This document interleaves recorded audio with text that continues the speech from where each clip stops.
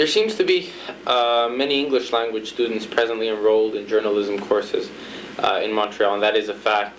Do you think there's enough opportunities in Montreal, or should we go around looking somewhere else?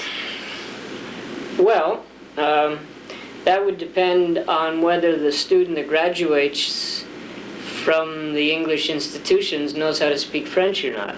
If they don't, I'd say they're really out of their tree trying to get a job in Montreal, and that's no exaggeration. It's not, it's a necessity now to have both languages.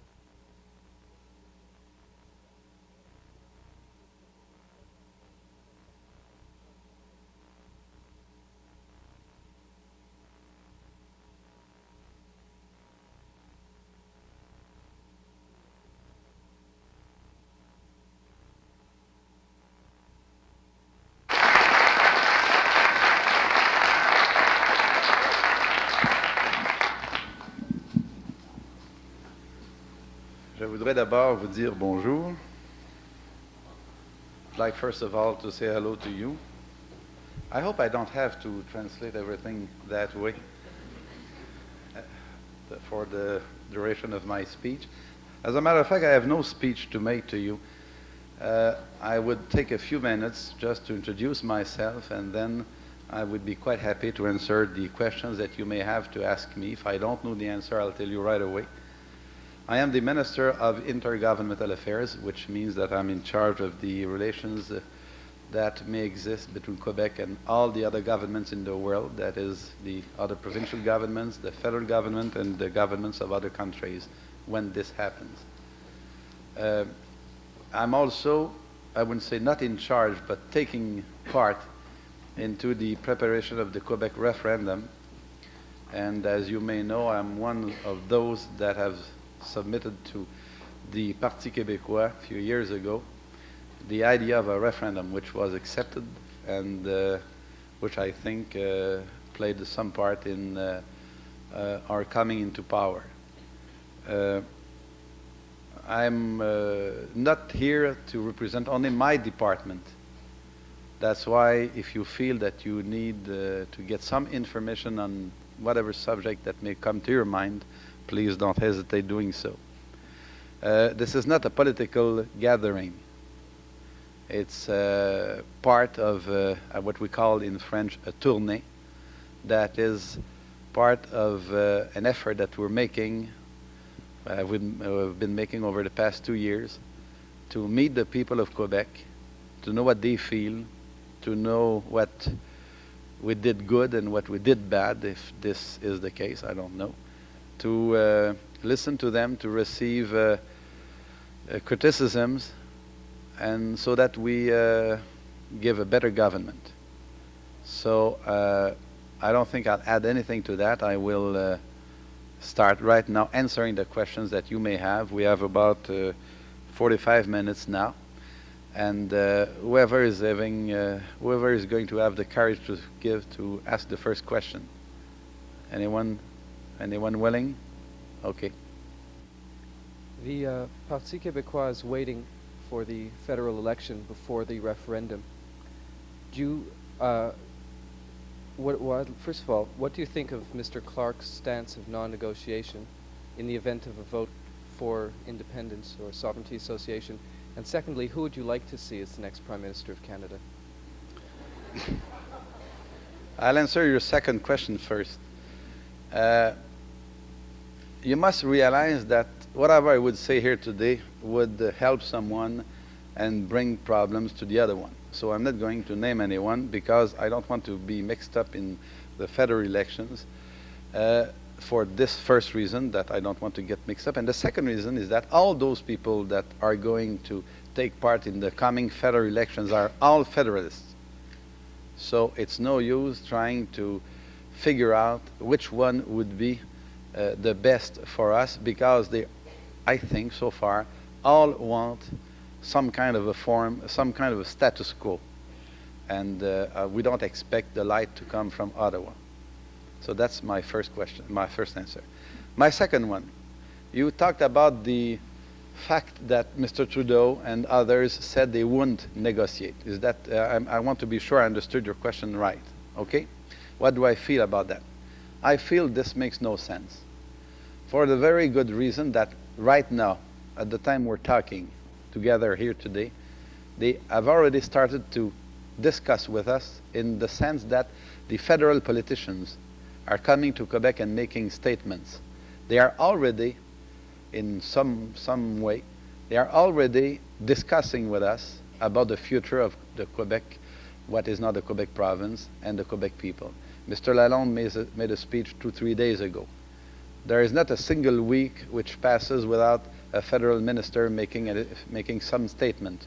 They are taking part in the discussion now with us. They are trying to influence people. That's my first part of my answer to your question. Second, those people that are fighting us today, you can't expect them to give us any chance. I think this must be clear. So there is no surprise at all in the fact that they all say today we won't speak to Quebec if they say yes to the referendum question. This is quite sure. We can't expect them to do that. I would be the first one surprised to, and I wouldn't believe it if Mr. Trudeau came tomorrow and said, well, all right, I may after all speak to those Quebec people if they say yes to the referendum. I don't expect that. This will never happen. Third, the Pépin-Robarts Commission, however, and this, I guess, must create some embarrassment to the federal people, whatever party they belong to. The Pépin-Robarts Commission has acknowledged a principle, the principle of self-determination, in such a way, in a way that no federal document has ever done since the beginning of this, of eternity. In other words, it never happened that a federal document recognizes the right for Quebecers to self-determination. And I think this is a very important occurrence. And I think that in Quebec, this statement made by the, or this principle recognized by the Pépin-Robarts Commission is a significant landmark. This is something now we, I think, must take for granted. That exists, this has been recognized. Politicians like Mr. Trudeau and Mr. Clark or whoever, or Mr. Broadbent, are certainly not going to recognize this principle publicly today for the reasons that I told you before. They don't want to help us. But now, I must say that with the publication of that document, we feel a little bit stronger than before. So I don't believe all those talks about not discussing with us. It makes no sense. If this were not, in other words, if they don't want to discuss with us, it's because they feel the referendum is not important. If it is not important, why is it they spend so much money and energies trying to make us lose it? Either it is important and they don't care about whatever happens in Quebec, so they don't take part in the referendum campaign, or it is important. And it is important because they take part in it. If it is important, how can they say they won't discuss with us? They, by the sheer fact they are fighting us now, that means that they are willing, not necessarily happy, but willing and accepting ahead of time to discuss with us. So I'm not worried about it. That doesn't keep me from sleeping. Sometimes I don't sleep, but it's not on account of that. Okay, my question is basically of two parts. I mean, here you are, you're saying that the federal government is not too fair with you, and that you know, they're always trying to make you lose whatever you're doing. Meanwhile, you referred to Marc Lalonde there, who said that the other day that if the Quebec government doesn't have a referendum, then they will call one, just to get rid of the issue.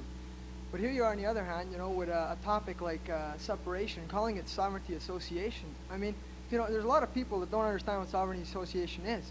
Why can't you just call it, you know, do you want to be in Canada Federation or not? I mean, you're I don't know if you're doing it intentionally or unintentionally, but you're confusing the people. No. We're confused. Your question is quite good. We are confusing those who we're hoping that we would be stupid enough to stick to something that I don't want, that no one wants, sheer and stupid separation, that is cutting Quebec from the rest of the world. That is not what we want. It has never been what we wanted. No one has been advocating that. All right? So this must be clear. That's why we're not going to fight for separation or ask a question like, are you in favor of Quebec being separated from the rest of Canada? This is not what we want, okay? We're not blurring the issues. We're making it more precise. We're making it better known to the public. Until a few years ago, it was quite simple. We were separatists, quote unquote.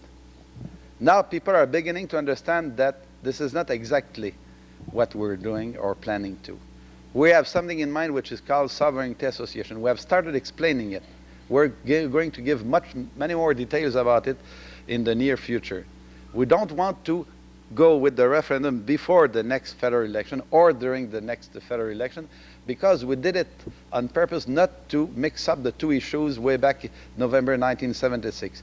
In November 1976, we told the people of Quebec, now we get rid of the Bourassa government, and then later, before the next election, we'll decide about the political future of Quebec through a referendum. We made that quite clear, okay?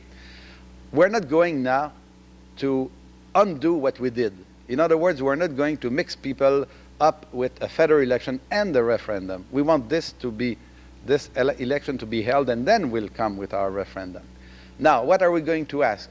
Well, we don't know yet exactly, because the question has not been written down. But there is not such a big problem with the question, because some people, and I want you to know that, some people feel that we're going to come with some kind of a cute or astute question, so that people would be all mixed up and they will say yes when they really mean to say no.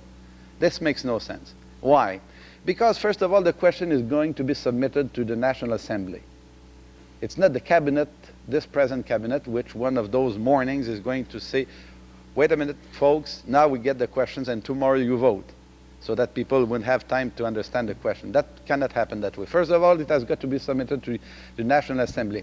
With the TV, with the people knowing what we're doing or saying through TV, with the newspapers and everything, this whole debate is going to make it clear what we mean with whatever question we have. Second, when the question has been decided upon, it has got to be, it'll be the object of a referendum campaign, which will last about as long as an electoral campaign.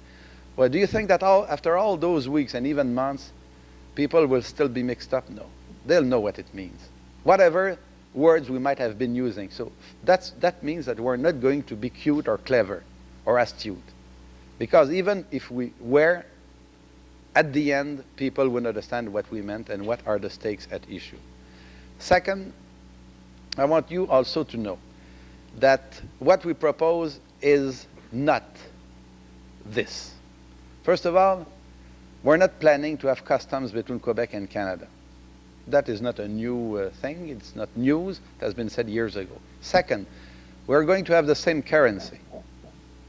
Third, you won't need to show a passport to go to Ottawa, or you don't need one when you go to the United States. Why should we need one to go to Ottawa? If any one of you wants to go to Ottawa, well, that may happen. But anyway, okay. No customs, same currency, no passport. You can sell your goods to Ontario and you can buy their goods. This has been provided for. We accept that right from the beginning. In other words, we want Quebec to be a sovereign state, yes. That means we have all the powers of a real government. We have all the powers of all the sovereign states in the world. But we also, and this is the association part of it, are quite willing right from the beginning to leave in common a number of fields that are going to be supervised through common bodies. That's the association part of it. In other words, we're not going, first of all, to separate, that is, cut the relationships between Quebec and the rest of Canada. And when this is done, when this is over, when we have our own currency, our own army, our own defense system, our own customs, our own everything, when this is done, then turn around and say, now, whom are we going to associate with? This makes no sense. Both moves, that is the sovereignty and the association one, are going to be made at the same time, which means that there is no rupture, no links cut, except political ones, in the sense that the government of Quebec will have all the cultural, economic, social, cultural and everything powers. No, those powers won't be with the federal government anymore. We're against the federal government. We're not against Canada. There is a difference there that people must keep in mind when thinking about us. And what I just said has been said the 10th of October 1978 in the National Assembly in Quebec by Mr. Lévesque himself. This is a platform of our party. This is what we call Sovereignty Association. This party, which is now in power, has been created now a little bit more than 10 years ago. When it was created, it used to be called the Mouvement Souveraineté Association, if you remember that, which means that Sovereignty Association is not new. It's the platform of this party. It has been for years. Now we are in power. It is quite normal that when we were not in power, we were not thinking as much as we do now of explaining to the people of Quebec this platform the way we're going to do over the next few months. Now we're beginning the phase during which we'll have to be explicit, and I'm quite willing to do that, except that we don't want to do that before the federal election. Why? Why? Because there is going to be a federal election. They are going to be in a position to say whatever they want against us, and we would be part of the show. That would make no sense. So that's why we're not doing it. We're not doing it because we don't want the people to be mixed up. Can I just add? Yes. Can I just add something? All right. Oh, yes. To me, it looks like you couldn't get separation, so you're going to go for sovereignty association now, and then after that, well, then you'll conquer separation. You know what I mean? What? That's how I feel, because you're talking about separation, and everybody's knocking you down for separation. Because I know a lot of French people who don't even want to hear about the PQ government. You know? There are not that many. Well, there's quite a few. Quite a few. And I believe that because you can't get separation, well, we're going to get sovereignty association. No. We're going to have both hands in the cookie jar and in the cake, and then after we've done that, we're going to get separation. No, this view that you are now expressing is a view which is commonly shared by many people in Quebec, and I admit that this exists. That is the fact that, well, we have moved from separation to sovereignty association and to something else. The fact is, historically, the Mouvement Souveraineté Association became the Parti québécois. Now, I think there is some kind of a confusion between the Parti québécois and le Rassemblement pour l'Indépendance Nationale, that is a former party which existed, which was the RIN, if you want. So we're now saying exactly the same things as we were saying before, except that now we're becoming more explicit. I don't think that we're advocating sheer separation. That makes no sense. Anyway, if we are where we're no longer, if this is what you want us to say, but we're not, this is not the truth. I would like very much to tell you, well, we thought of complete separation, and we found out people didn't want that, so we changed our mind. I can't even say that, because this is not the case. I never thought of a completely separate Quebec, isolated. It makes no sense. But I think a sovereign Quebec is quite possible. When you think of countries like the United States or the Soviet Union or big countries like that, they, of course, are quite wealthy in the sense that they've got lots of natural resources, but they still trade with the other countries. They need that trade. So do we. This is not something which is particular to us. So we take into account that that reality, and it is part of our program. I don't know who's the next one. Could we just ask that statements be followed by questions? And we'll be working on the mics from the right and back to the left and back to the left and front. Sorry, so the gentleman in the blue. J'aimerais savoir, premièrement, quelle est la date du référendum. Moi aussi. Deuxièmement, j'aimerais savoir qu'est-ce qu'on va faire avec les résultats, s'ils sont positifs ou négatifs. Puis troisièmement, quelle est votre idée sur le fait que le gouvernement fédéral veulent faire leur référendum eux-mêmes? Bon, la première question, la date du référendum, je ne le sais pas. La seule chose à laquelle nous nous sommes commis, et ça c'est une promesse très claire, c'est de faire ce référendum avant les prochaines élections québécoises, mais pas pendant les prochaines élections québécoises. Alors, s'il y a des élections québécoises en 1981, par exemple, c'est-à-dire 5 ans légalement après notre élection en novembre 1976, ou 4 ans et demi, enfin peu importe, ça veut dire que le référendum, il a lieu entre maintenant et la prochaine période électorale, c'est-à-dire maintenant étant l'hiver, alors c'est certainement pas tout de suite, ni ce printemps, il y a pas d'élections, il y a des élections fédérales qui viennent. Donc, soit l'automne l'année prochaine, soit au printemps prochain, soit l'autre automne. Mais un de ces trois dates-là. Il n'y a pas de grand secret d'État là. Bon, première question. Deuxième question que vous m'avez posée, qu'est-ce qu'on fait avec les résultats? D'abord, on va les regarder, n'est-ce pas? Et puis, je ne suis pas sûr que je comprends votre question. Si vous voulez savoir quoi précisément, qu'est-ce qu'on fait avec les résultats? Ben, si le monde vote oui pour le référendum, ou oui pour la séparation, ou non, qu'est-ce qui va en arriver après ça? Ben, d'abord, enlever le mot séparation, parce que là, on est mêlé complètement quand on dit ça. Vote oui au projet du gouvernement du Québec de la souveraineté association. Si les gens votent oui, ça donne à ce moment-là au gouvernement du Québec, qui a été expliqué par M. Lévesque, le mandat de mettre en œuvre la souveraineté association qui aurait été acceptée par la population du Québec, c'est-à-dire que ça entreprend une période de discussion avec le gouvernement fédéral et les gouvernements aussi des autres provinces qui peuvent être intéressés. C'est ça techniquement qui va se passer. Pourquoi? Parce que la souveraineté du Québec, techniquement, c'est un transfert de pouvoir et de ressources d'Ottawa vers Québec. Alors, c'est ça que nous allons entreprendre. Troisièmement, vous m'avez parlé du référendum fédéral. Le référendum fédéral, c'est un gimmick qui a été inventé pour inquiéter bien gros les Québécois et pour faire strictement de la politique. Nous avons une idée démocratique. Après des années de disputes et de discussions fédérales provinciales, on s'est dit, on va demander aux gens qu'est-ce qu'ils en pensent de leur avenir politique. Très bien. Le gouvernement fédéral invente un référendum avec l'idée que, par définition, les Québécois ne peuvent pas être honnêtes. Le gouvernement du Québec ne peut pas être honnête, donc il va poser a crooked question. Bien, ce n'est pas le cas. Alors, le gouvernement fédéral, à mon avis, ne reconnaît pas, en brandissant son référendum comme il le fait, le principe de l'autodétermination qui est pourtant recommandé dans la commission Pépin-Roberts, commission fédérale. Okay, we can take that auto determination one step further. Why not give the Indians their section with the top of Quebec, which was federal lands before it came to the province, and you'll just have the eastern townships. Okay, you know what? Okay, well, I'm not? going to Use your. from the provincial I'm going to use your Montreal example. become a 11th No. province. No, but I liked your Why not have a comparison. separation from the separation? No, I like your comparison because if this is true what you say, then the reverse is true.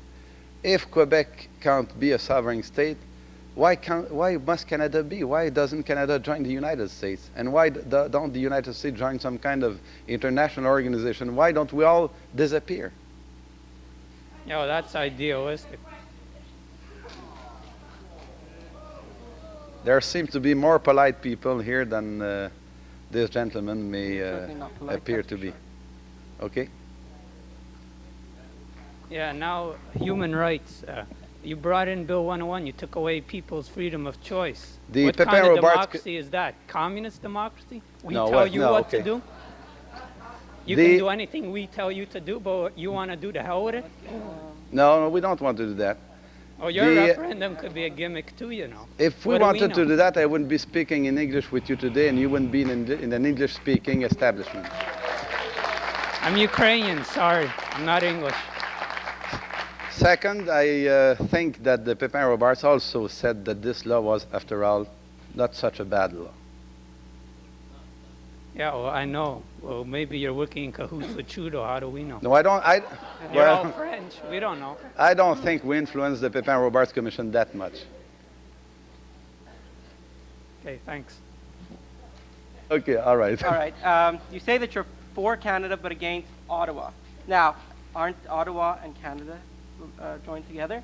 That's No, I don't one. think so. Tell that to And- the people in Western Canada. I don't think they'll agree with you. All right, maybe not. Anyway, sir, when you were elected, your party was elected in 1976.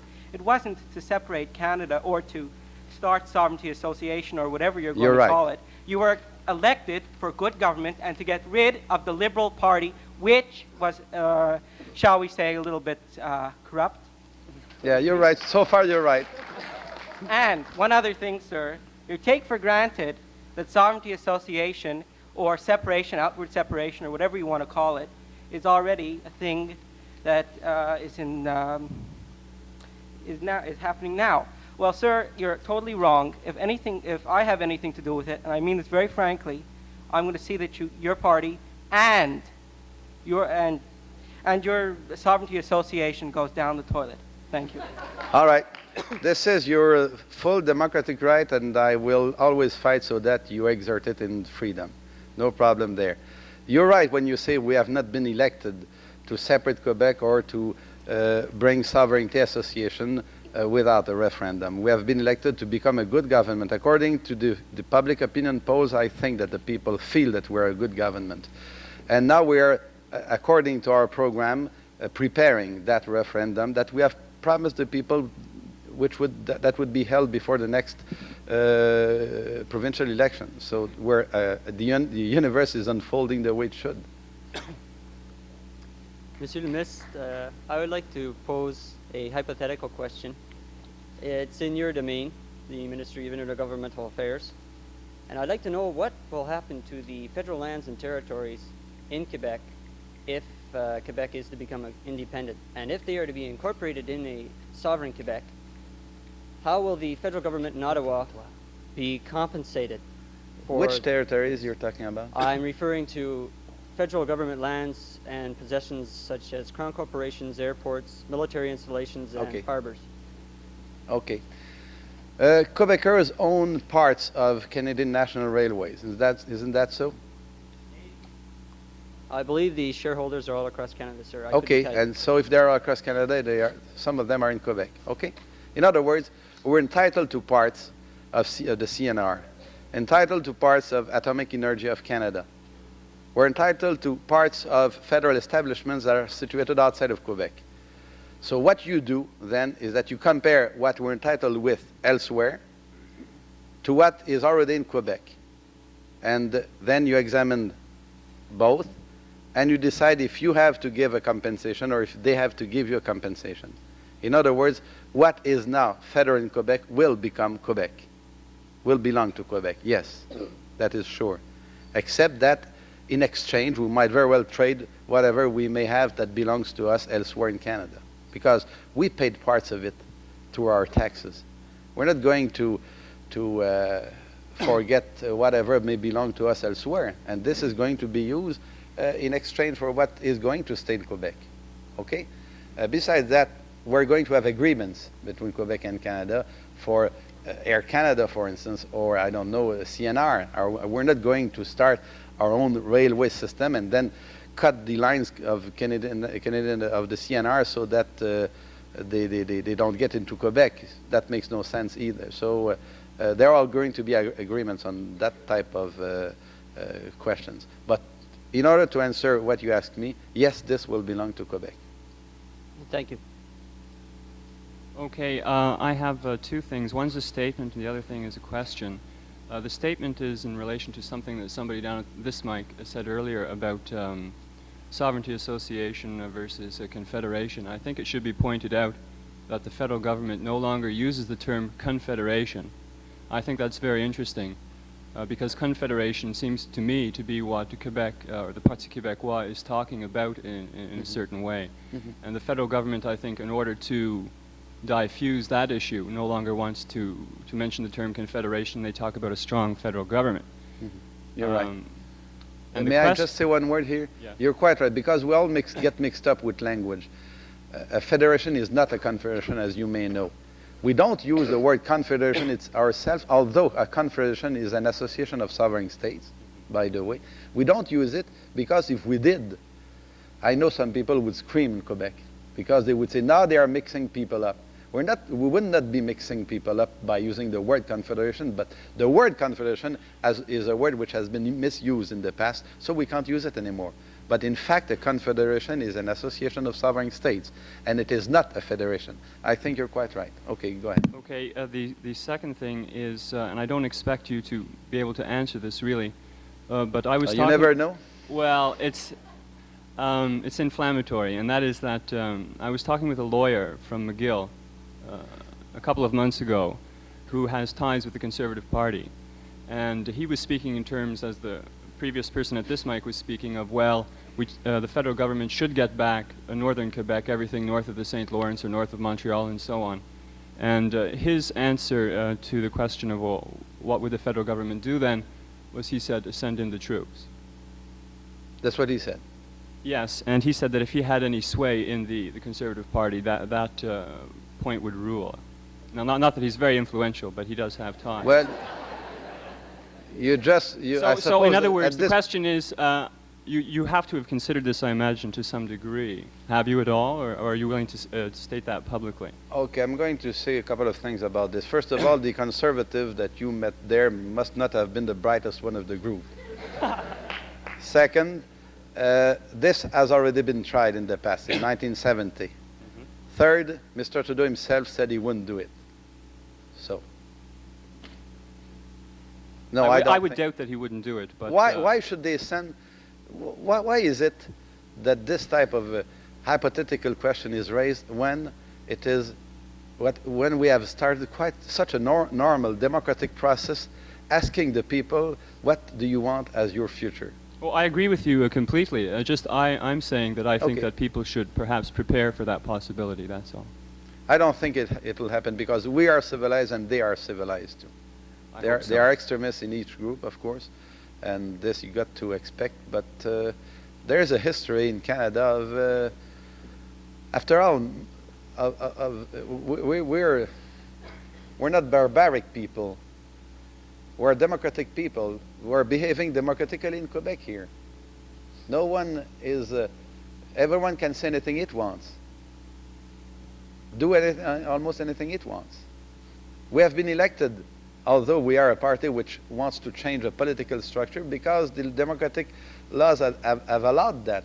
There are only two places in the world where such a party is possible, by the way, here and in Great Britain. All right? Because those are two democratic countries. I don't say the others are not. But I say that we're maybe more democratic than the others, and we want to keep it that way. And that's why the gentleman said before he's going to fight us. All right, good. He's even going to be paid by the state to do that, because we, as you know, there is a law in Quebec which gives money to political parties so that they have the possibility of being democratic instruments of the people. We want to keep it that way. I'd like to direct my comments towards nationalization of businesses in the province of Quebec. Up to this point, we have seen one example, that of Sidbec, which over the last few years has lost approximately $200 million. I'd like to know what the province's or your government's position on nationalization of future businesses Okay. is. You saw Sidbec lose money. We see Hydro-Quebec making money. Those are two nationalized enterprises. All right. Not nationalized, I mean public enterprises. There is one instance. The amiante, c'est quoi en anglais? Asbestos industry, not industry. We want one asbestos firm to be publicly owned because we want to be members of the group, period. We don't want to nationalize the whole industry. We said that quite publicly. It is not part of our program that we should nationalize everything. And besides that, you know that we nationalized the hydroelectricity in Quebec years after Ontario did the same. We know that we're doing things in Quebec later than the others, but we're attacked as being socialistic or whatever, but no one seems to have noticed that this sometimes has been done by others much before. Auto insurance, for instance, that exists in many American provinces. I'm sorry, I'm not going to use the word state. In many American provinces. So, but to be quite clear, there is no nationalization program, extended nationalization program, extensive nationalization program in our party. We don't think this is a method of running things, and besides that, we have not nationalized Sidbec. That has been done in the past by former governments, by liberal and national union governments, as you know, which were Bolshevik governments. Except that we know that this loses money. We're quite aware of that, more aware than anyone else, because we pay for it and through your taxes. But it seems that they are going to come out of the hole eventually. It's not because they are nationalized they lose money. A lot of steel enterprises lose money. Okay. Does your government itself proclaim that it is a socialist government or not? No, we never said that. The others said that. They said asking. we're a separatist, socialist, communist, and fascist government. So pick your... No, I'm asking directly if it No, is. we never said that. No, we never said that. We never said that, and we're not. We're a social-democrat party. Could you explain that? It means that we want to stick to common sense and act for the good of most people at the same time, and improve the lot of as many people as we can through laws, through government, or through private initiative. But this is not a socialist government. As a matter of fact, we did less in the in a way of nationalizing things than previous governments did. We haven't created anything like SOCAM, SOCIP, Hydro-Quebec, this was made years ago, SIDBEC, I don't remember all the other public instruments that there exist, and we still haven't nationalized asbestos. We're in the process of buying it. We did less. As a matter of fact, maybe we're the government most to the right that has been in power in Quebec over the last years. Really, I'm not making a joke here. And maybe this is a mistake we're doing. Maybe we should be more active. Except that, and I must say this, except that we have been branded as being leftist, socialist, and things like that. And this type of words sticks to people in people's mind, and they are part of our image. And I regret it because we don't want to be that way. Yeah, last couple of years since your party's been in power, there's been a mass exodus of head offices outside Quebec. Now, assuming your referendum did go through, what guarantee do you have, and what would you do if Canada refused to support your weak economy? For instance, they decided, no, we don't want you to have our Canadian currency. The trade, I'm sorry, there's going to be tariffs with trade. I mean, all you have is asbestos and hydroelectricity. How would you survive? Well, first of all, you should have read an article written not too long ago, and I think it has been reproduced in a number of papers here, written by a Toronto economist on what you call separation, and it showed that things might not have been as bad as people would expect. But this is not my answer. My answer is that the fact that we want to keep the same currency is exactly what many people in the rest of Canada would like us to do, because this would make things easier for trade and for other purposes. And the Ontario businessmen that we happened to meet were quite happy to hear that. In other words, they can't refuse Quebecers to use Canadian currency because they would have to take it away from our pockets and from our bank accounts, and the only way to do it would be to change the Canadian currency into another one. And I don't think they'll do that because this would be quite complicated. And second, the fact that Quebec wants to keep the same currency, or if Quebec wanted to have another currency, this would make the Canadian dollar still weaker than it is now. I don't think they like that either.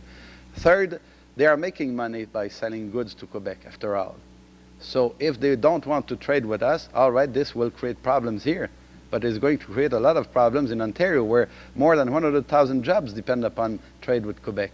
No, but In other words, what I'm asking you was what country is going to support you? Canada, United States, France, Russia? Who are you going to look for money to trade with Canada? How are you going to buy the goods? well, you start from the assumption that we're just a bunch of weak people with no goods and with no talent and with no natural resources, which is not the case, first of all.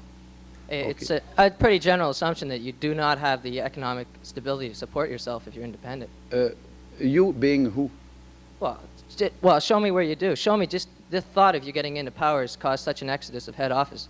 Show me how in your mind you think the companies would have confidence in your province with your high minimum wage, etc.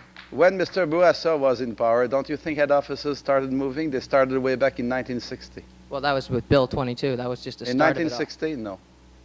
Well, I mean, the head office is moving to Toronto. A lot of it is geographical, but since you've been in power, there's been a much marked increase in head offices leaving. Now, that just hasn't been geographical, or it's to do with the fact that you want a complete independent state.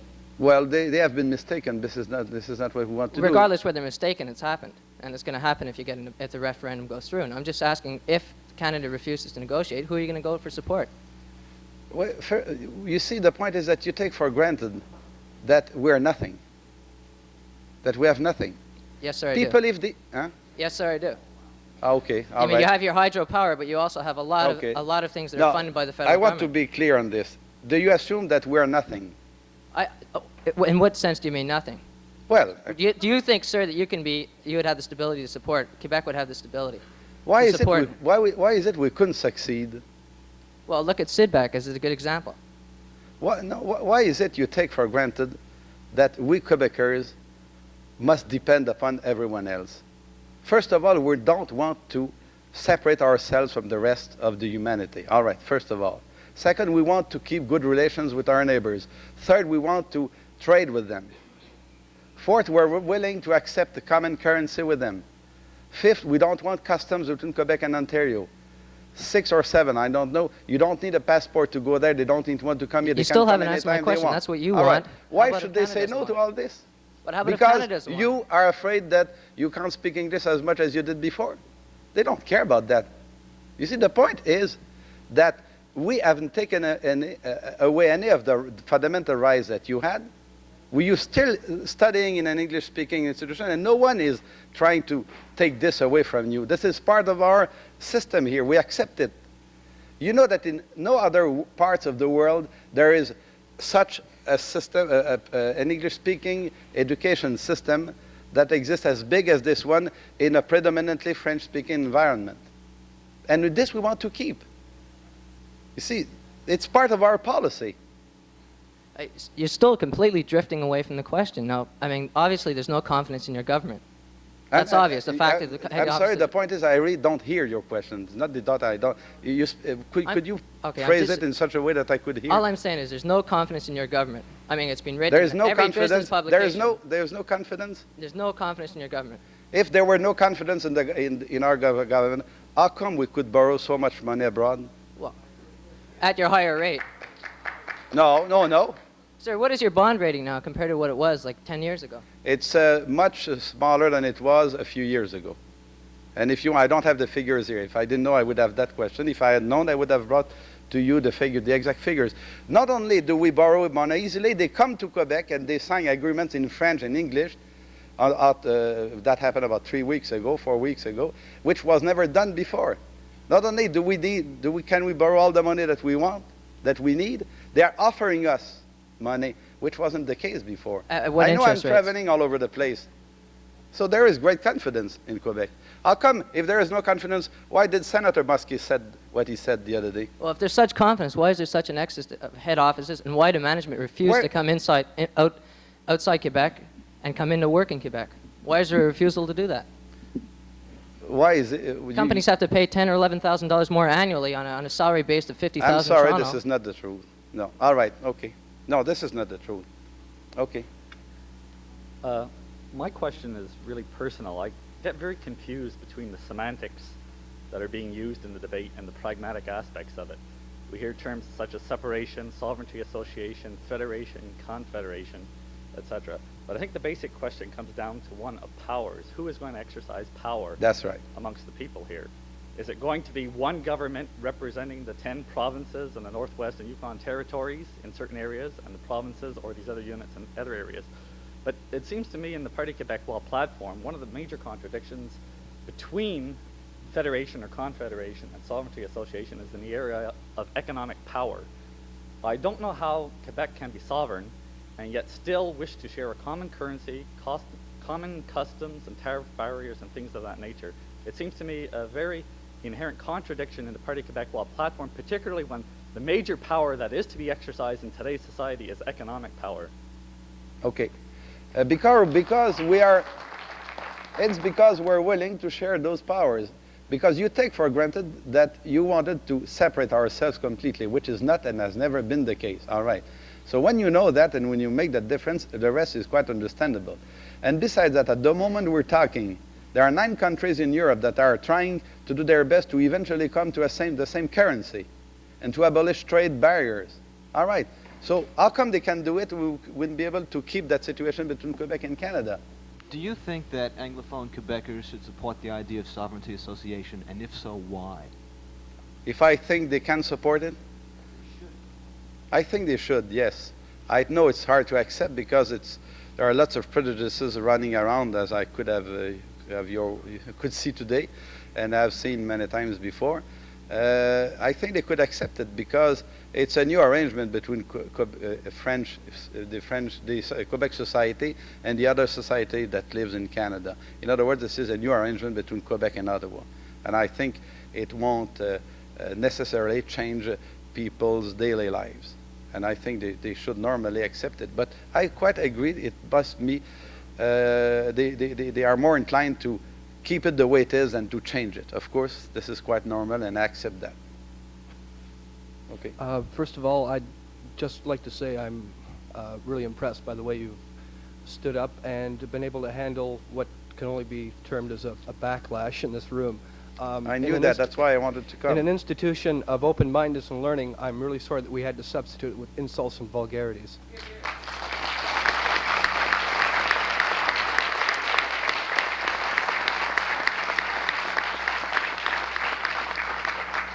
Could you tell me what you plan to do if the Quebec people vote against the association sovereignty? We're planning to be disappointed, first of all. Second, I don't know, because I feel that when this is duly explained to the people, and this is one of the reasons why we didn't want to rush this process too much, because we wanted the people to think it over. We think that they are going to answer yes. Yeah, but what if they don't? We'll be disappointed. That's all I can say for the time being. It won't settle the problem forever. That is one thing which is sure. And this is not me that says so. It has been written by other people much before I spoke to you today. What you're saying is that ultimately you're going to separate or whatever, no matter what, sometime? I don't know if I can quote other politicians here, but no, I'm not going to. But I'm going to tell you that whatever the result of the referendum is, we have something to build. If the answer is yes, we think we can manage and organize a new type of society and a new arrangement between Quebec and Ottawa. If the answer is no, no one should think that the problem is going to be settled. I don't know if I would be the one to come in a few years from now again. I don't know about that. But I know that the problem won't disappear. I don't say it myself. It has been written by political observers many times before today. And I sincerely think the problems won't be solved. In other words, if the no answer is looked upon as being an easy way out of the problem, it is not so, unfortunately or fortunately. That's all I can say today. But it would disappear if your government did. The government may not necessarily disappear. I don't think our government is going to disappear. It will be defeated eventually. But you see, 1 year ago, I remember that 1 year ago, everyone took for granted that A, the referendum would be lost, and B, we would be defeated. Now people are beginning to understand we might win the referendum and we might not be defeated next time. The best proof of that is that 1 year ago Mr. Trudeau said if we win the referendum he's going to resign, and now he says he's going to stay on. Why? Because now he's afraid we'll win it. No, I think so personally. Sir, could you tell me the rationale that went into the new the present government's policy of decreasing the enrollment at the Faculty of Law at McGill, and is that signs of things to come in different... Of decreasing? No, you're going too fast. Of decreasing? In the enrollment in the Faculty of Medicine at the University of McGill. Decreasing the enrollment? Foreign enrollment. Oh, we're applying the policy that they have applied in Ontario. Exactly the same one. They are the ones who gave us the idea. Not really. Do you have to follow everything that the government of Ontario No, but sometimes they have good ideas. You had stated that we, the people living in the province of Quebec, are very lucky to be able to choose between one education system and another, i.e. going to English or French school. I think that's a very good reason why we see a good number of French students both in Concordia and McGill University. However, I'd like to know what advantages, or as far as I'm concerned, disadvantages, you are putting the French people who are being born into the province of Quebec right now by restricting them to a French school, where, from my understanding, the quality of English is not as good as the quality of French in an English school. Okay. If this is the case, it's exactly because of the situation that existed before. We're acting as any normal population. It is quite normal that our people go to the French schools. And as it's normal that in France they go to the French schools, in Germany they go to the German schools and so forth. All right. Otherwise, the only point And one of the reasons, I must admit, this may have existed before, it's the fact that the enrollment in English-speaking establishments was artificially increased due to the adding of the English-speaking students of French-speaking students. This is the change that this is going to bring about. That is true, and I admit it, and I recognize it, of course. But it is not normal that we allow, as a collectivity, and no other collectivity in the world is allowing it, we were the only one, people of our group to choose between two systems of education while they would forget about their own language. We think that as a group and as a collectivity, we should give some chance to our language while at the same time not keeping people from learning English. I think English is absolutely essential, and other languages too. And I speak English. I still have a slight French accent, as you may have noticed. But the point is that we feel it is important, and now there is no one in Quebec that is who is planning in the government to decrease the teaching of the English language or to abolish it. That makes no sense, and no one has ever thought of that. But the thing is, and we have to face it, the thing is that the enrollment in the English-speaking institutions is not anymore going to be artificially increased due to the addition of French-speaking Quebecers who should go to French-speaking establishments. Mes compliments à vous, je parle français aussi, but... Très bien, je parlais pas de vous. Je parlais pas de vous. My point is that if there is a demand by the French-speaking people to go to the English schools where they may feel that they can benefit a lot greater than going to a French school, why should they be restricted by Bill 101 to go to a French school? Because everywhere else in the world, they can learn another language in their own schools, and this is what we're going to do in Quebec. But should they not have the choice to go where they want to learn that? No, I don't think they don't have the choice anywhere else in the world. Otherwise, you are creating, through public funds, an artificially increased English-speaking sector that is costing money, of course, and at the same time, you are not helping your own institutions. And I think it is quite normal that we take care of our own institutions. It is the people's money that are paying to support these public institutions. Yeah, that's the people's money. That's exactly my point. Well, if they do want to go to the into the English-speaking system, why should they? You see, the point is, if they wanted to, and they could because of the system that existed before. This is the end of that system that we're talking about now, okay? This is what Bill 101 and before that Bill 22 had started, okay? In no other place in the world can students belonging to a community like the English-speaking one in Quebec, I'm sorry, in no other place in the world can students belonging to the majority community can join the schools of the minority, like it is the case, like it has been the case here in the past. This is what we want to correct, because this creates an artificial, how do you say that? Swollen. All right, okay. Can you take one more question? Well, no, I have to stop now. I've been talking almost 1 hour and a half. Okay, I'm sorry. Je veux juste dire un mot.